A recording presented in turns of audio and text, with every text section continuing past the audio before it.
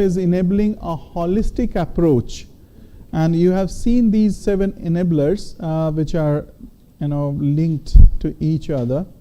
And they are starting with, let us hear from processes, which describe an organized set of practices and activities to achieve the certain objectives and produce a set of outputs in support of achieving IT-related goals. You know about what the process is. It is nothing but a business process.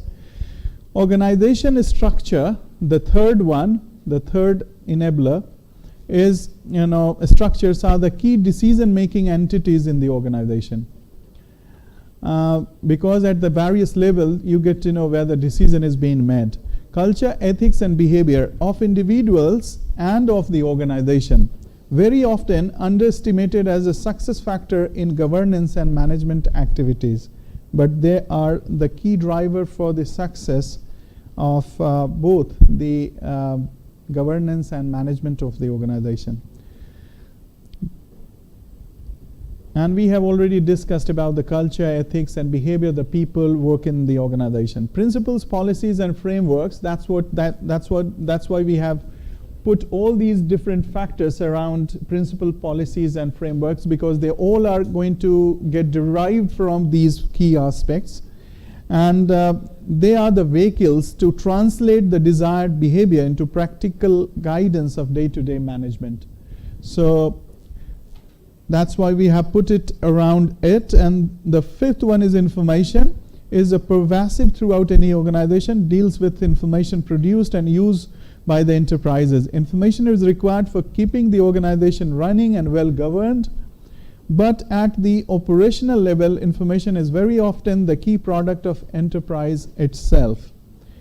So we have seen the importance and relevance of information not only at IT governance level, but also at the corporate governance level, because the key is information. Any decision you are going to take at the corporate level or at any level of management, information is extremely vital. And this is the information flows of the organization from outside to the organization or within the organization, which actually makes sure the effective communication, effective decision making in the organization. So information is there, and it is again governed through the principles, policies, and frameworks, like all other drivers, services, infrastructure, and applications. Yesterday also, when we were talking about business process outsourcing, we re-emphasized again and again on the infrastructure and applications. And services, of course, because this is the service which is going to be working as an interface between infrastructure and application. So this includes the infrastructure, technology, and applications that provide the enterprise with information technology processing and services. These all aspects, whether we talk about structure or processes, information, information technology enabled services, infrastructure, services, and applications, they don't have any relevance until and unless we have the right people to implement the technology and to make sure that the information is conveyed or the communication is made from one point to the other point effectively. So people skills and their competencies are vitally very significant and relevant for the entire at the corporate level or at the organization level to maintain its business level value by implementing the IT-enabled services and maintaining the effective communication using the relevant information and right decision making. So they are all linked to and required for successful completion of all activities and making correct decisions and taking corrective actions. So these 7 different enablers are basically considered under the 4th principle of IT governance framework of Corbett 5, and that's why they are called 7 enablers. And the fifth and the last principle is separating governance from management. And they are actually two different entities. We cannot consider them together. So this framework makes a clear distinction between these two different entities, these two different aspects of any corporate, that is governance and management. In most of the enterprises, governance is the responsibility of the board of the director, and that's why we consider the decision making being made at the corporate level as corporate governance. And who are responsible for making decisions at the corporate level? The shareholders, the owners of the company. And so this part comes under the governance aspect. Then the management is basically controlled by the CEO, CIO, whoever is managing the organization. So how the organization is going to perform effectively and what different decisions being made at the management level, this is the responsibility and accountability of the higher level management and top management, and these two teams are independent. One are the shareholders who make the overall decision about the organization based on their annual meeting of the board of directors, and then that information is being fed to the management, and the top management of the company is bound to implement those decisions in the organization. So these are two different independent entity, and they have to be made absolutely distinctly clear that they are not going to be linked or be overlapping to each other. So this is the fifth principle of Corbett 5, which indicates that these are two different parts for any organization. Now, if we see the evolution of Corbett 1, which we said that Corbett came into existence in 1996. It came into the form of just as a part of initially auditing the organization and making sure that whatever is taking place in the organization is as per the regulatory compliance of the organization. That was the very initial level of Corbett, which came in 1996, and then the control part of it was also added, and which became the part of the enhanced Corbett version, Corbett 2, where it was integration of audit and control, and later on management aspect was added into Corbett, and that took Corbett to the next version of it called Corbett 3.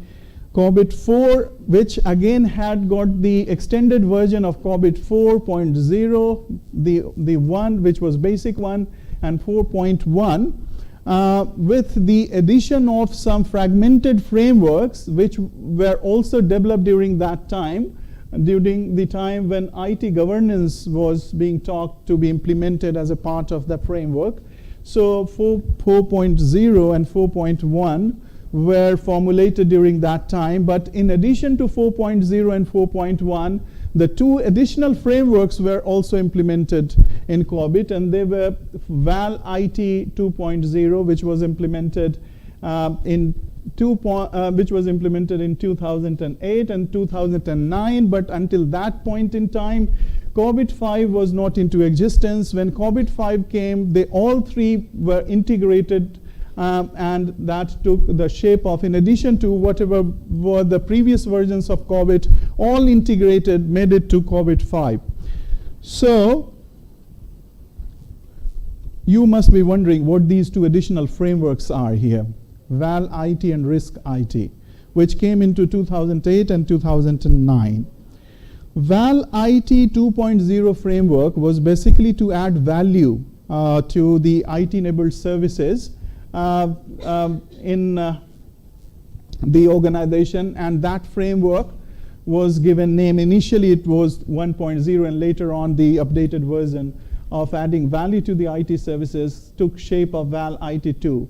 At the same time, next year in 2009, Risk IT framework was integrated. It was not integrated, but it was because until Corbett 4.5, the risk-related aspects or optimizing the risk-related aspect was not there in picture with Corbett 4.1. So these were the two additional frameworks which came, after Corbett 4. The initial fundamental version was evolved, and that's why these two fragmented frameworks are considered as a part of it. But this Corbett 5 integrated all three of them. I'll show you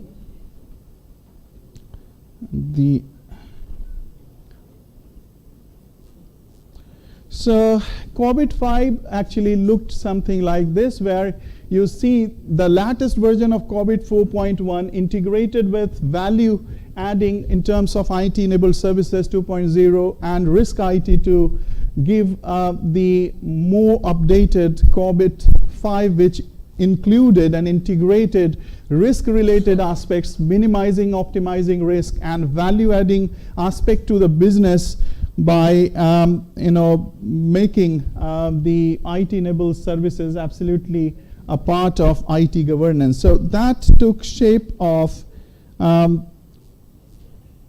Corbett 5. So it's an integrated model considering all previous version, aspects of all previous version from Corbett 1 to Corbett 4.1 plus Val IT 2.0 and Risk IT as well. So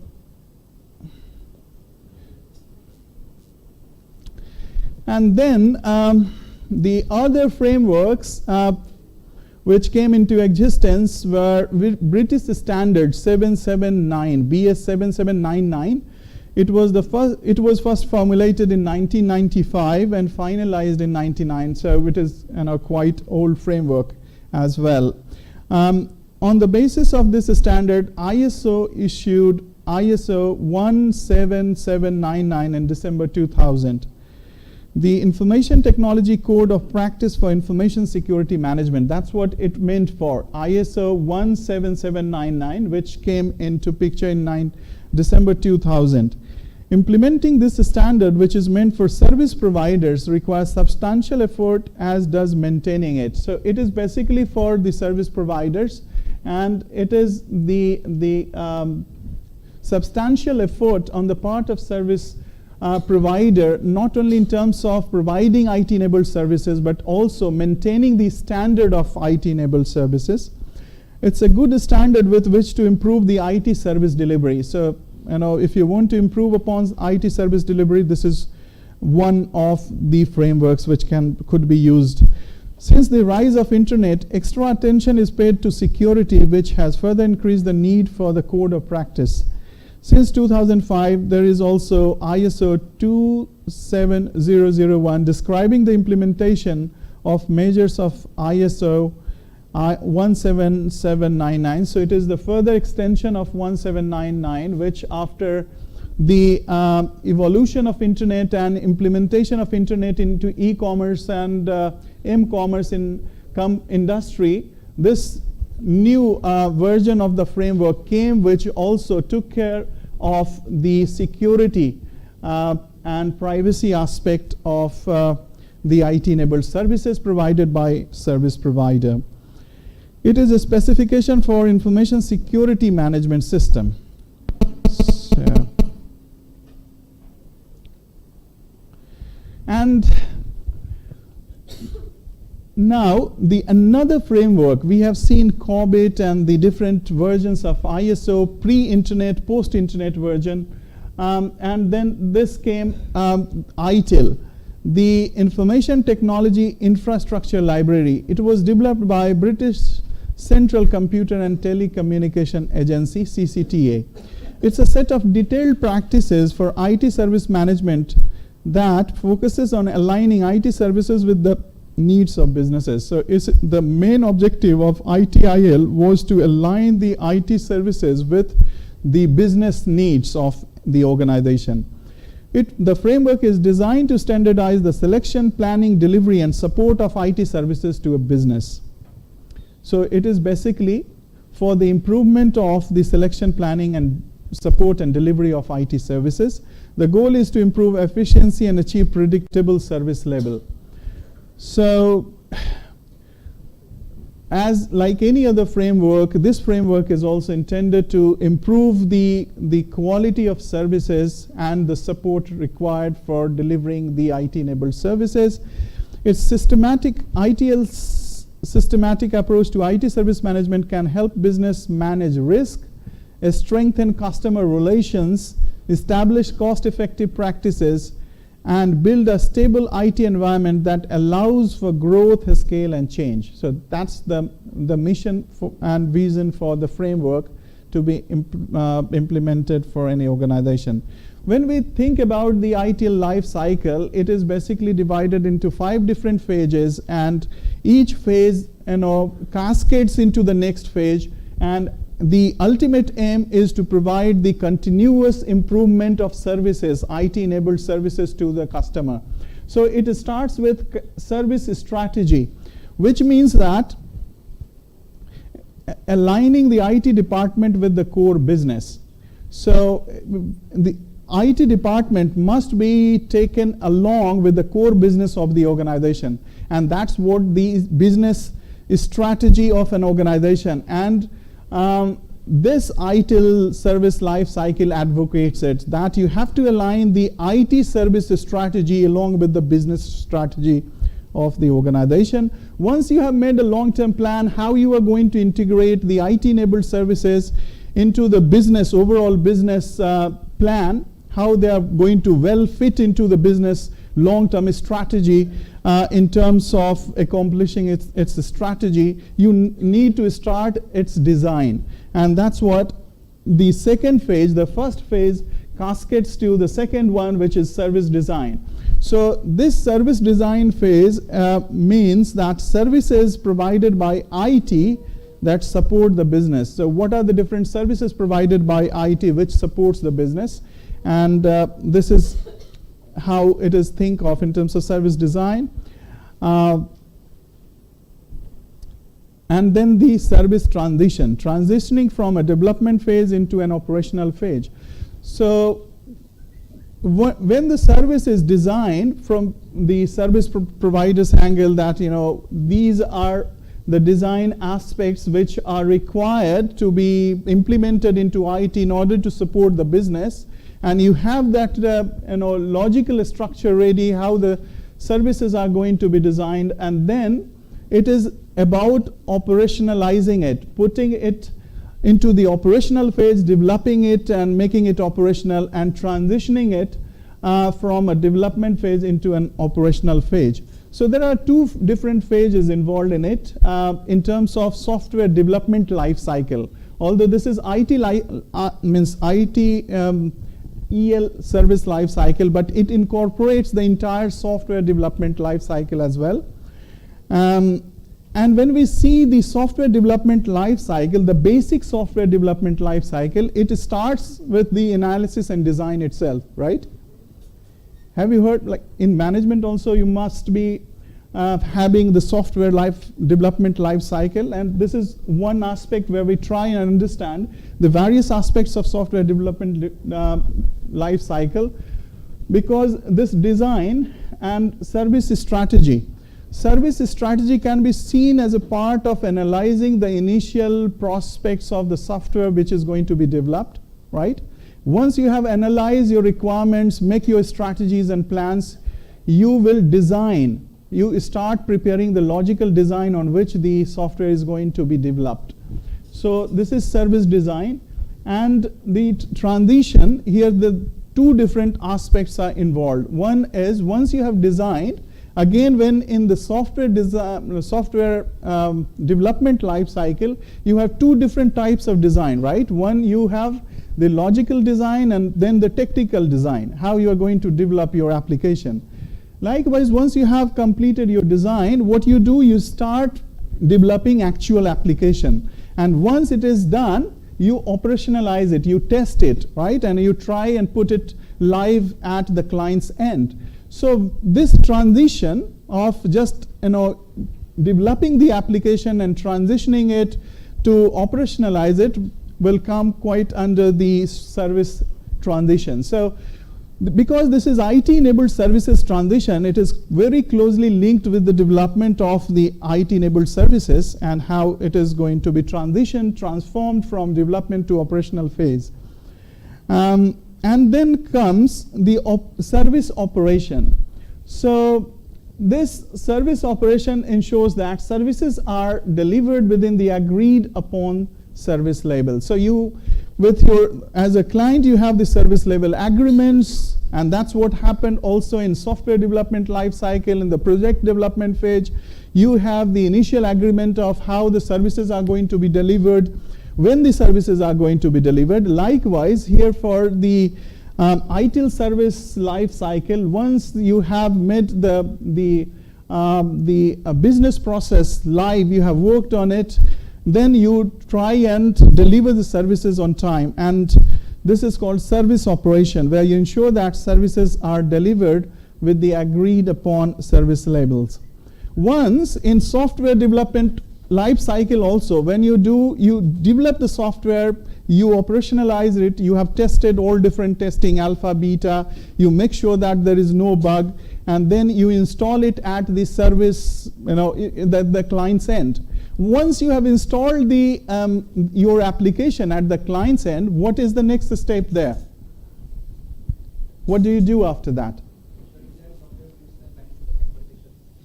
Pardon? Yeah, and what else? Yeah, expectation has to be met. Mm-hmm. Yes. Yes, alpha, beta testing. And when you install this application at the client's end, then the clients also start doing all sorts of testing. What else after that? Maintenance. Who is responsible for maintaining the application? Service provider is maintaining the software. But before maintaining, what you do is also you train the users how to use the system, isn't it? So all these are maintenance and training and documentation and everything that will come. And if you see that equivalent of software development life cycle, you'll find that this is continual service improvement, because we are not talking about software development. It is about IT-enabled services that you provide. Like you might have heard, for example, what IT-enabled services, anything related to cloud computing, cloud technology. Have you heard of SaaS? SaaS?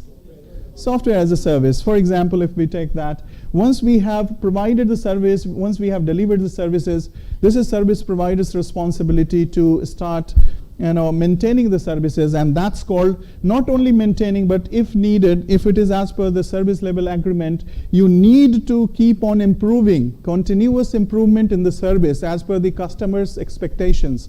So you keep improving the service. So identifying and implementing improvements to provide better service as well. Okay, so now given that we have tried to understand the two different frameworks called Corbett and Itil, by understanding it, are you in a position to find out whether there is any similarity or differences between these two frameworks? What do you think in terms of the description that we have seen for Corbett and Itil? What do you think? Do you have anything in your mind where you can see that this framework is similar in certain aspect to Itil, Corbett, or if it is it is different to Itil?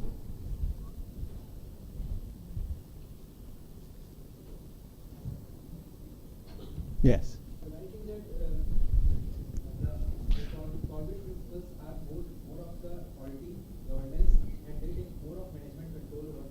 Mm-hmm. But when we talk about Itil, it is simply just a transition phase from one process to another, mm-hmm. and it is not as much as it managing things as Corbett is. Yes, and more than that, if you try and understand it more in depth, you will say that Corbett process more often try and give you the answer of what and why, whereas Itil provides you answer of how, right? How you are going to do it. So it's a very clear-cut, set of stages from where you can get to know how you are going to do the work. Moreover, it is the Corbett works more at the corporate level, enterprise level, but Itil is more for the IT governance. So these are some of the key similarity and means some differences, but I just want to show you for more clarification. Now you have the concepts of Itil and Corbett. Let us try and see if it works.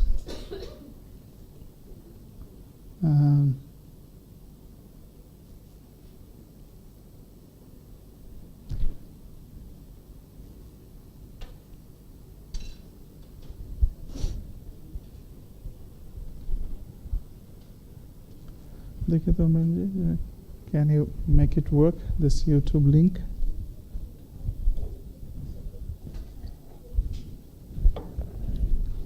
नहीं तो उसमें link कर दीजिए अगर नहीं आता है तो. That's fine. It's taking time.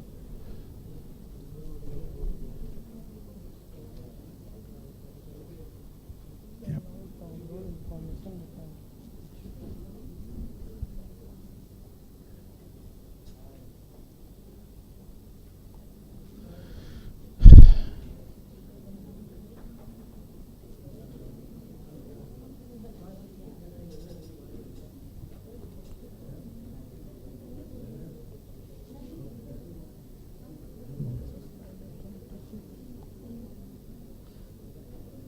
अगर वो या कॉपी कर या इसको अभी कर दे.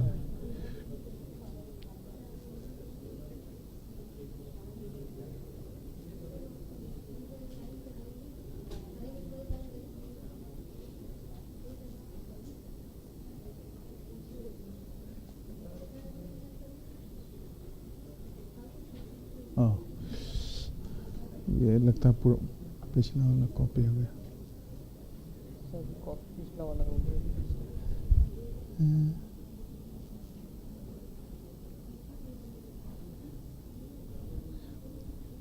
पिछले वाले को वो ओवरलैप नहीं कर पाया है कॉपी नहीं. I think it should. या साउंड आ रहा है.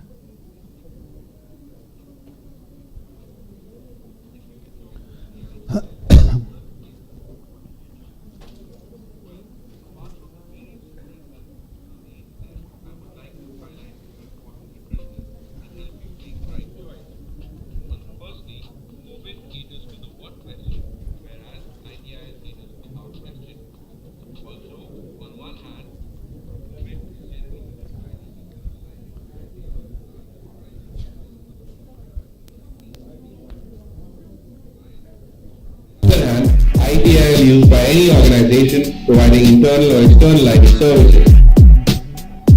Corbett is mainly used for defining audit and compliance requirements for the IT service framework. If given a choice between the ITIL and the Corbett certifications, what should you choose? Well, apart from the various differences given on the internet, I would like to highlight a few important differences and help you make the right choice. Firstly, Corbett caters to the what question, whereas ITIL caters to the how question. Also, on one hand, Corbett is generally used by the internal IT organizations of large enterprises and also used by the strategic teams and people responsible for audit and compliance. And on the other hand, ITIL used by any organization providing internal or external IT services. Corbett is mainly used for defining audit and compliance requirements for the IT service framework, whereas ITIL helps to define. There is one other difference which you can see between Corbett is generally by the large enterprises it is used within the organization, whereas Itil is used within. As if I'm a service provider, I have to go beyond the boundary of the organization, right? So this operational IT service management processes. To conclude, in my opinion, Corbett and ITIL differ in what they cater to in the IT framework of an organization. If your job role involves the governance and management of the IT framework within an organization, Corbett is the right certification for you. So here is the other difference. If you want to do it within your organization as written, if your job role involves the governance and management of IT framework within an organization, Corbett is for you. Yeah? But if your job role involves more of the implementation of the IT processes, then ITIL is more suitable of a certification for you. Generally speaking, Corbett is broader than ITIL in its scope coverage, whereas ITIL focuses more on the IT service management framework. With the above, I hope that you can take the right. Okay, this is one, and other one also I want to show you. Just to make sense of trying and distinguish these two frameworks.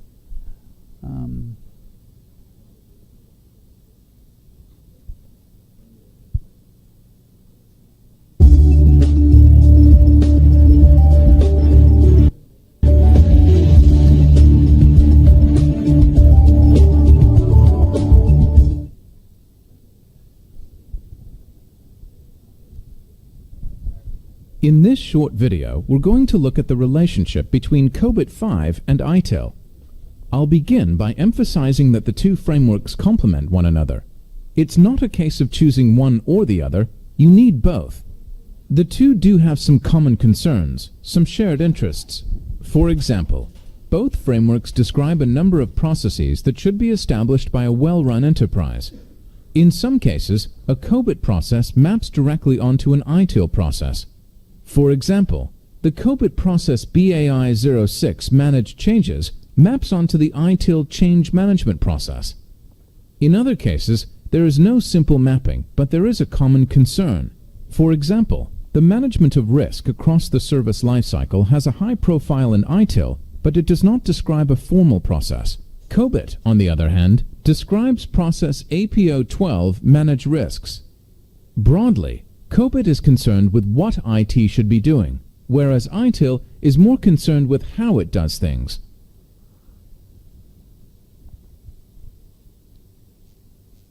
The two frameworks are both concerned with IT, of course, but each has a different focus.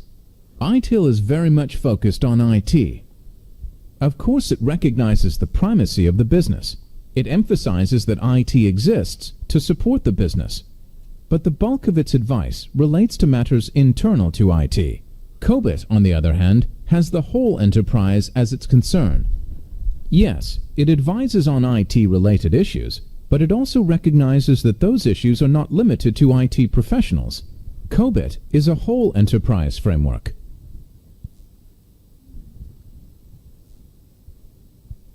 Corbett and Itil share a number of important characteristics. Both are frameworks. The significance of this is that they provide guidance that an enterprise can draw on to devise solutions that are appropriate to its unique situation. Neither provides an implementation blueprint, neither is a recipe book. Both frameworks derive from real-world experience, so you can be confident that they provide practical advice, that they will work.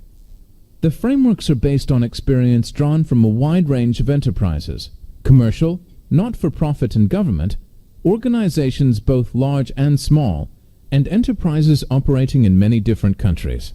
Their advice can be applied by any organization.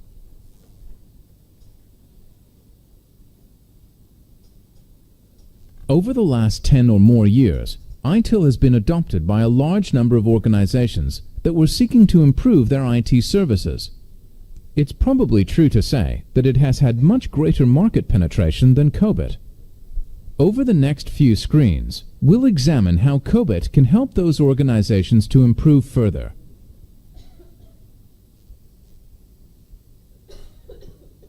The first way that Corbett can assist an organization that is already using Itil practices is that it provides a means of auditing and evaluating its IT activities in a rigorous, objective, and repeatable way. There is no officially sanctioned means of evaluating Itil service management practices.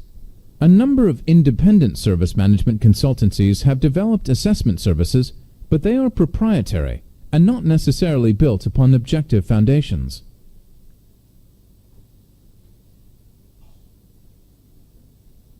Given its origins as a tool for auditors, it is not surprising that Corbett is designed to be auditable. For example, Processes, practices, inputs, and outputs are all given unique identifiers. Interfaces between processes are defined explicitly.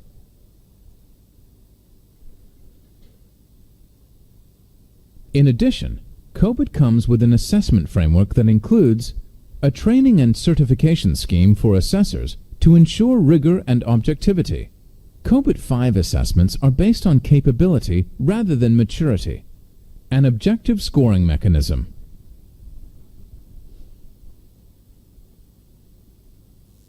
A major feature of Corbett that enhances Itil practices is the goals cascade mechanism.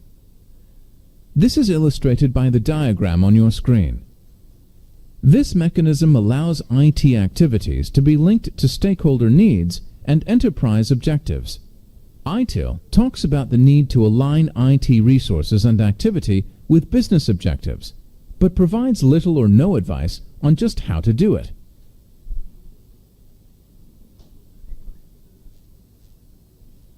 The Corbett Goals Cascade mechanism benefits service management in a number of ways. Yeah, so we are not going to go in that much of detail, but I hope that you must have understood the essence of Itil and Corbett and what is the difference, where we should apply Itil and what enterprises and what different levels of enterprises. And you have seen that it could be implemented well at any different organization, whether it's private, public, non-profit, government, non-government, whatever it is. Both these frameworks can be implemented at any organization level. And there are other, few other frameworks like BS 15000. Although it covers a number of areas, it sorry.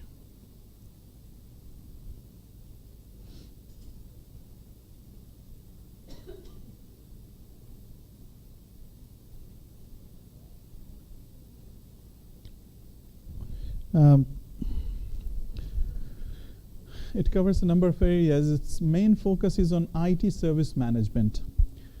This is in turn subdivided into service support and service delivery, and that's what Itil is, because it talks mainly about IT-enabled services, not at the enterprise or the corporate level. On the basis of Itil, British standard 15000, BS 15000 was developed.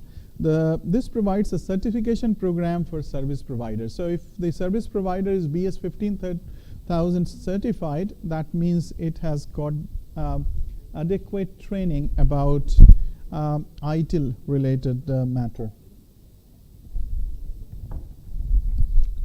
Now, after we got to know about Corbett 5, Corbett framework in general, and Itil, this is the third framework which is largely implemented by the organization, and this is called Cmmi framework. In 2000, the capability maturity model was used to develop a model that focuses on integration of the capability maturity of the organization, and that's why this is the extended version of CMM model called Cmmi. It enables service providers to improve the quality of their product and service development and maintenance processes. In Cmmi, much attention is paid to the activities that must be carried out. Indian service providers have very high maturity scores for software development. Yeah. Cmmi maturity levels provides a rigorous benchmark rating method that enables an organization to compare its capability to its competitors, to its industry, and to itself over the period of time, right? So how you have been able to mature your capability over the period of time, and how would you compare yourself now when you stand now, and with regard to what you were doing in the past, but it also compares itself to the other companies and industry at large. As an organization advances its capabilities, it can expect to achieve a higher maturity level by identifying areas of improvement, working to correct these areas, and integrating solutions across the organization. By communicating its maturity level to stakeholders, the organization highlights its capability and commitment to excellence. When we talk about high maturity, what do we mean by that? So by achieving CMMI maturity level of 4 and 5, an organization demonstrates a deeper commitment to continuous capability improvement, right? So again, like Corbett 1, 2, 3, 4, 5, the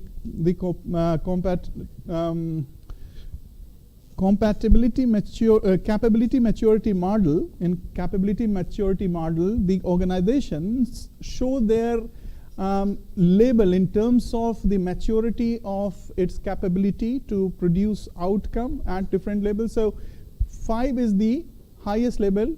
By means we can understand the organization or the company has achieved its maturity, and it is essentially highly and deeply committed to the work that it has taken in terms of providing the service. So when we talk about the 5 different levels of CMMI, it is very important for us to understand how the organization starts moving from its initial phase to level 5, where we say that organization is highly capable, mature, and committed in terms of fulfilling the objectives that it has committed for its client. So it starts with the level 1, which is initial level, and at this level the organization is unpredictable and reactive. So it doesn't behave in a proactive manner, but once the outcome has been achieved and then you act on it, so it is quite premature level, isn't it? So it is unpredictable. The work gets completed but is often delayed and over budget. And when do you react? When you are already delayed, or when you have already over invested into the project. So this is a very premature phase of CMMI level. But the next phase, which is little more mature than the initial level, is called managed level. And on this level, managed on the project level, projects are planned, performed, and measured and controlled. So there is no such inefficiency which was experienced in level 1. It is the organization, the company, the corporate is able to do the things right on time and able to manage the project that it has taken. But the further improvement is needed. It is not only sufficient to manage and perform and measure and control the activities that you are doing in order to provide services to the clients, but it has to be defined. The third level is defined. So as we move up the level, the maturity enhances, it increases, it improves. So if you see in the defined level, it is proactive rather than reactive level, which you saw in level 1. So here's saying it is unpredictable and reactive, but over the period of time, with experience, with more highly skilled workforce, now you have raised yourself to the level where organization wide standards provide guidance across projects, programs, and portfolios. So you are becoming more mature as you going up the level. When it is at level 4, it is measured and controlled.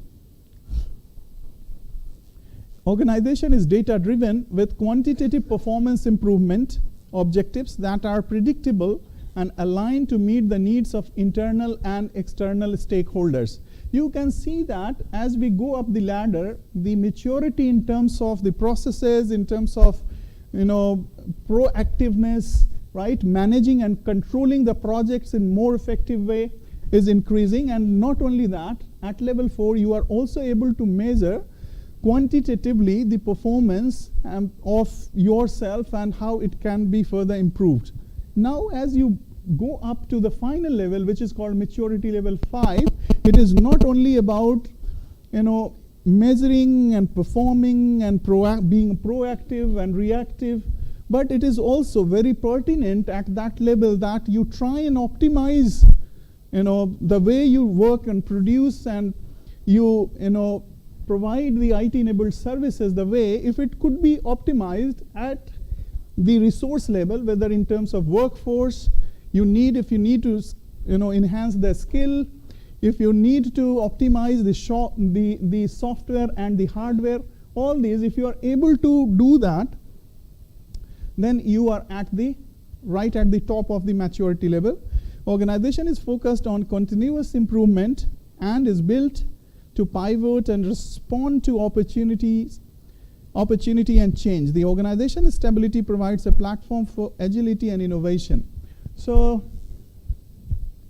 you are at the highest level of maturity, and if as an organization, if you have achieved that maturity level, optimization of the processes, optimization of the resources, then you are the most effective organization in terms of providing IT-enabled services. And that's what it is, the CMMI level 5 phase is. Now, if we try and again try and understand and try and compare the other framework like Corbett with CMMI, what could be possibly be the difference or similarity between it? We can see that again CMMI is a little bit different than both Corbett and Itil, because it is not telling directly about the information technology enabled services and its proficiency. It is talking about the overall maturity of the organization, like how you have matured over the period of time. And this is not that organization can achieve CMM level 5 in only few years. It starts when you start from the bottom, and over the period of time your workforce gets more skilled, they get better training, they are able now, based on their experience, optimize the processes, try and innovate the things they were doing, and in that way you just keep on moving up the ladder. Other two frameworks are not quite able to talk the holistic approach of maturity of the capability of the entire organization. So in that way it is not actually conflicting or overlapping with the boundary of other two frameworks, but it has some, again, advantages, disadvantages. It's saying that Corbett has two advantages over CMMI. First, Corbett provides self-assessment, gap analysis, and improvement planning tools. Second, it has 3 dimensions of capability, coverage, and control. The organization using Corbett decides how these dimensions should be applied, like capability, where each process capability is again expressed in a rating scale denoting a capability level of this. So Corbett is again talking about each process because it works at the enterprise IT level. It can talk more about the IT related things more in detail and try and measure those the efficiency of those processes, but this is not quite done at CMMI level because it talks mainly about capability maturity. This scale was created in 2013. It replaces the Corbett scale based on the original CMM.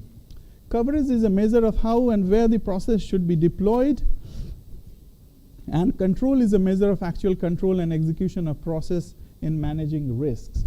So definitely, because Corbett is the integration of all different previous versions of Corbett and also IT risk and IT business related optimization.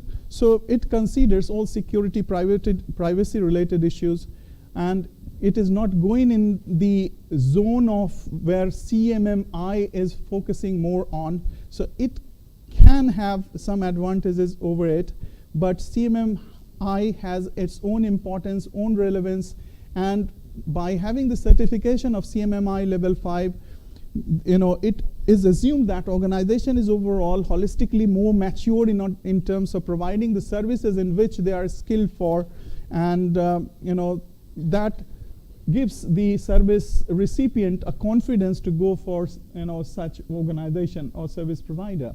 But the thing is that again CMMI is not that popular framework as Corbett or Itil is, because it is specifically used for only a certain part of the geographical equation, because it's a process improvement appraisal program which is required by the US Department of Defense and many federal contracts, and not basically required in many other parts of the world. So this is not a requirement for all the companies to get CMMI level certification, but the equivalent Corbett Itil certification will generically indicate that the company is good enough in terms of providing IT-enabled services and be able to make your businesses overall business IT integration optimized.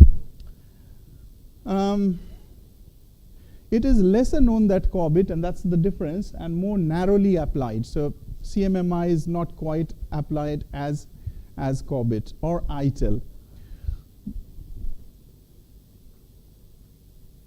Yeah, so this is what we wanted to see in terms of the three key frameworks which are used for IT governance in one or the other form. Now, when we talk about CMMI, you must be wondering why this integration is, right? Because the previous version of the model was CMM only. Why integration came into picture? Do you know about it? CMMI?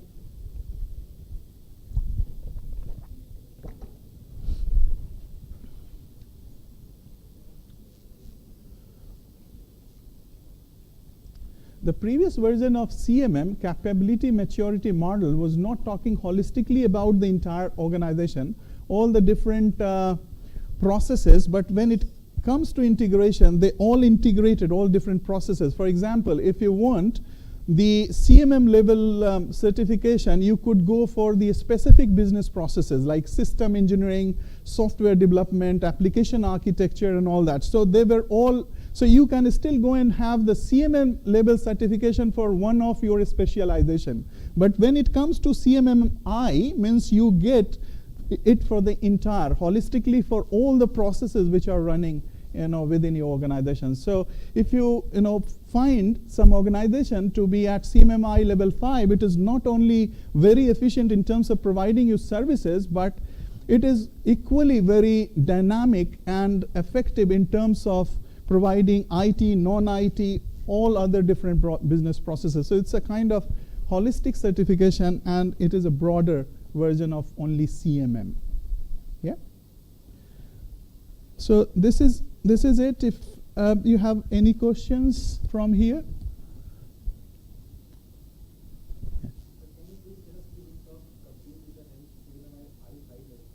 CMMI 5 level. You want to know some companies. There are some companies in India only which are CMMI, but let me see if do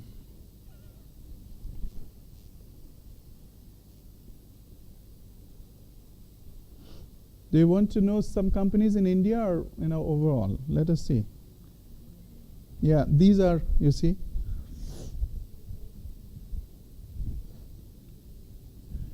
These are, I don't know whether you know some of them. Cognizant, CTS. Yeah, so CTS is a CMMI 5 level company. Covansys, I don't know. Let me see if there are some other companies. Yeah, there are. These all are CMM level 5 companies. I don't know.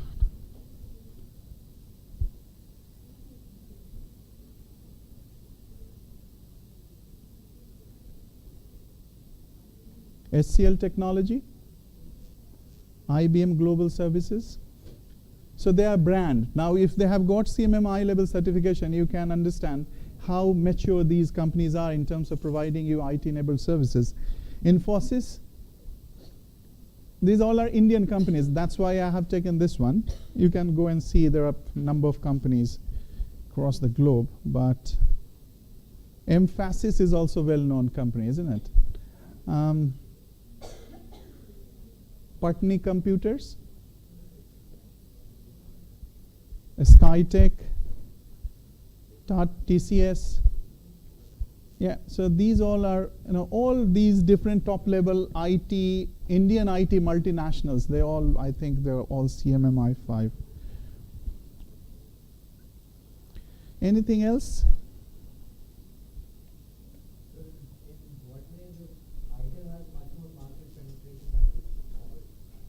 Itil has? Much more market penetration compared to Corbett. So how is it Yeah, because you have seen the difference. Why Itil? Because there is no overlapping boundary between Itil and Corbett, right? Yes, yeah, because they are more focused into IT, and so you see the IT service industry nowadays, it is scattered all over the place, right? So if you want to know about how and specifics about the IT-enabled services that you want to cater, then you absolutely need Itil certification, right? This is not only that only organization can have. As an individual, you can also go and have Itil certification. And if you have that Itil certification, probably those companies who have already got those Itil certification in a specific domain, if you have the domain knowledge, you have the technology knowledge, and plus if you have taken Itil certification, you are guaranteed being observed. Nobody can stop you. So this is all about knowing the standard of the services that you are providing. So Itil body also provides certification to individuals, and people like go in for Java certification, Oracle, they also go and take Itil certification, or for that matter Prince 2 certification. By getting these certification, company understands that you know the basics, the fundamental of what is the expectation of that level. So it is easier for you to get through into those companies. And as you have rightly said, it has a narrow focus, so penetration is higher there. Anything else?